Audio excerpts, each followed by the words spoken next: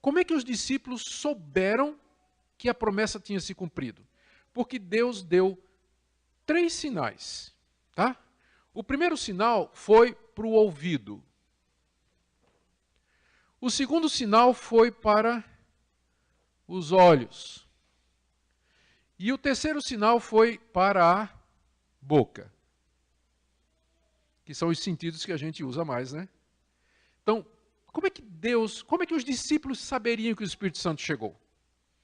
Então, Deus deu 3 sinais. Note que não tem no Antigo Testamento, não tem na promessa de João Batista, e não tinha na promessa de Jesus nada dizendo de sinais que acompanhariam a chegada do Espírito Santo. Não tinha. Então, isso foi Deus que soberanamente escolheu e determinou como sinal para que eles soubessem que a promessa tinha se cumprido. O sinal para o ouvido foi o som de vento. Se você prestar atenção no texto, você vai ver que não houve vento, houve o som de um vento. Não diz aí? De repente, verso 2, veio do céu um som.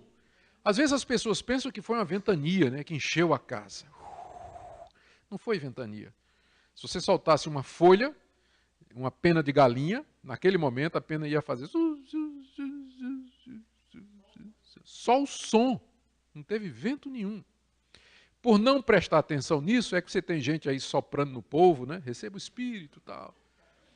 É só ler o texto, né? Não teve vento, era o som de uma ventania. Tá? Primeiro sinal foi para o ouvido. O segundo foi para os olhos. O que é que eles viram? Labaredas de fogo na cabeça dos 120. Um foguinho aqui queimando na cabeça de cada um. E o terceiro foi para as línguas, né? Para a boca. Eles começaram a falar em línguas. O que cada uma dessas coisas representava? O que isso tem a ver com o Espírito Santo?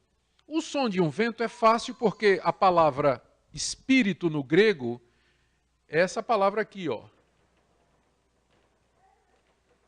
Pneuma, que significa espírito e vento. É a mesma palavra na língua grega. Tanto faz, é a mesma palavra. Tá? Então, pneuma, né? De onde vem pneumático, pneu, né? É a palavra grega que significa espírito e vento. A ideia é que o Espírito Santo ele é livre. E ele atua silenciosamente e atua invisivelmente. E ele tem a liberdade para agir como o vento tem. Então, esse é o primeiro simbolismo. Segundo, labaredas de fogo, indicando que a obra dele é purificar os corações, tratar dos nossos corações e também relacionado com juízo. Que não vou ter tempo de explicar 1 Coríntios 14, mas Paulo associa isso com juízo. Talvez um dia a gente fale sobre isso. E línguas, porque Jesus tinha dito que eles tinham que aguardar o poder do Espírito, porque eles iam pregar o Evangelho a todas as nações. Né? Então, esse é o simbolismo. Tá? E diz o texto aí no verso 4, que eles ficaram todos cheios do Espírito. Cumpriu-se, né? O Espírito foi derramado e eles se encheram do Espírito. Como é que eles souberam? Não é que ficou arrepiado, né? Não é que deu um tremor, um calor. Não. Para que eles soubessem, Deus deu esses 3 sinais. Para que eles soubessem que a promessa havia se cumprido. E o impacto disso foi muito interessante, né? Veja aí do verso 5 ao verso 13. Estavam habitando em Jerusalém, judeus, homens piedosos, vindos de todas as nações debaixo do céu. Quando se fez ouvir aquela voz, que foi a voz dos 120 falando, não é? Em línguas, quando se ouviu aquela voz, afluiu a multidão que se possuiu de perplexidade, porque cada um os ouvia falar na sua própria língua. Algumas pessoas acham que foi o seguinte, os apóstolos estavam falando blá, blá, blá, blá, blá, blá, blá, e a multidão, cada um entendia no seu idioma. Quer dizer, que o milagre foi no ouvido das pessoas. Só que o Espírito Santo não tinha descido sobre a multidão. O Espírito Santo desceu sobre quem? Os 120. Então o milagre foi nos 120. Eles estavam falando nos idiomas daquelas pessoas. Não é? Eram idiomas humanos falados no poder do Espírito Santo, porque o Espírito não tinha descido sobre a multidão ainda. O milagre foi nos apóstolos. E eles estavam falando nos idiomas. Você tem uma relação aqui de 19 ou 20 nações. E eram 120, então daí sobra, né?